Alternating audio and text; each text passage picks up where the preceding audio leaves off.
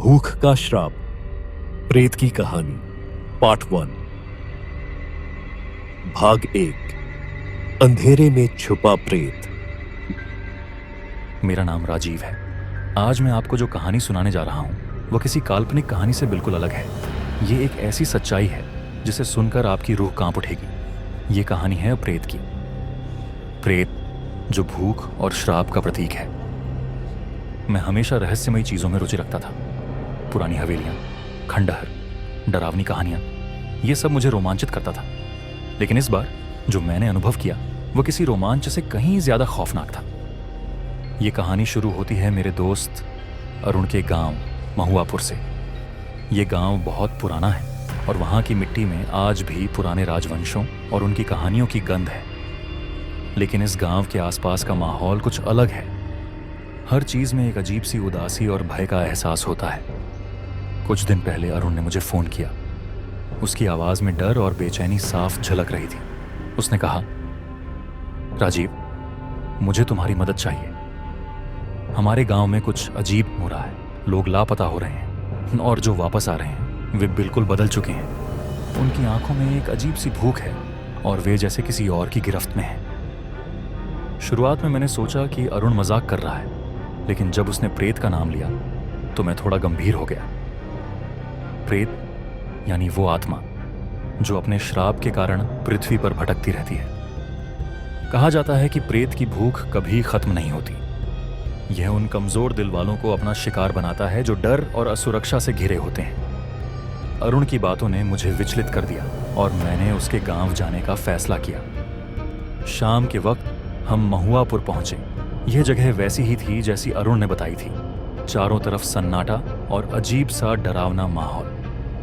गांव के बाहरी इलाके में एक खंडहर था जिसे गांव वाले भूल भुलैया हवेली कहते थे। अरुण ने मुझे बताया कि यही वही जगह है जहां से सब कुछ शुरू हुआ।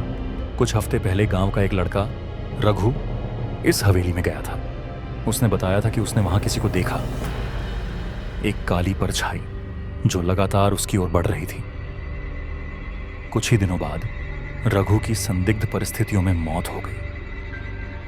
हमने उस खंडहर को दूर से देखा। उसकी टूटी फूटी दीवारों पर काले निशान थे। ऐसा लग रहा था जैसे वहां किसी के हाथों के छाप हों। हवेली के पास जाने की हिम्मत कोई नहीं कर रहा था। रात को हम गांव के मंदिर गए। वहां के पंडित गोपाल जी ने हमें चेतावनी दी। उन्होंने कहा, इस गांव में जो भी हो रहा है वह सामान्य नहीं है। यह प्रेत का काम है। यह भूख से जलता हुआ प्रेत है जो इंसानों की ऊर्जा और आत्मा को खा जाता है। इससे बचने का एक ही तरीका है, इसके श्राप की जड़ को खोजना। अरुण ने पंडित जी से पूछा, लेकिन यह प्रेत यहां क्यों है और यह लोगों को क्यों निशाना बना रहा है?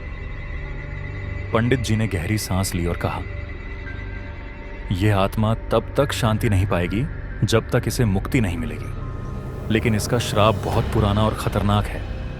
इसे रोकना आसान नहीं होगा।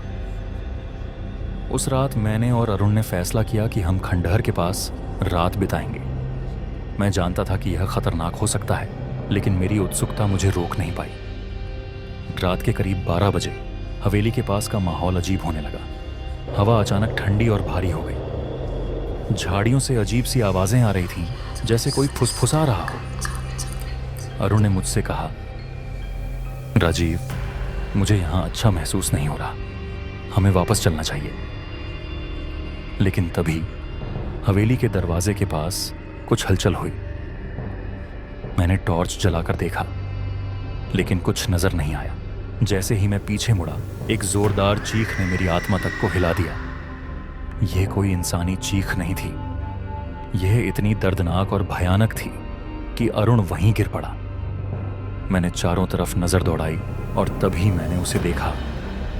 वह छाया वहां खड़ी थी। उसकी आकृति इंसानों जैसी थी, लेकिन उसका चेहरा नहीं था।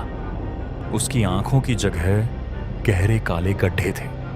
उसका पूरा शरीर इतना दुबला था कि उसकी हड्डियां साफ दिख रही थीं। ऐसा लग रहा था जैसे उसकी पूरी रचना किसी भयानक भूख और क्रोध से बनी हो। वह धीरे धीरे हमारी ओर बढ़ने लगी। उसकी चाल इतनी अजीब थी जैसे वह हवा में तैर रही हो। मैंने अरुण को उठाने की कोशिश की, लेकिन वह डर के मारे कांप रहा था। तभी प्रेत ने एक अजीब आवाज में कुछ कहा।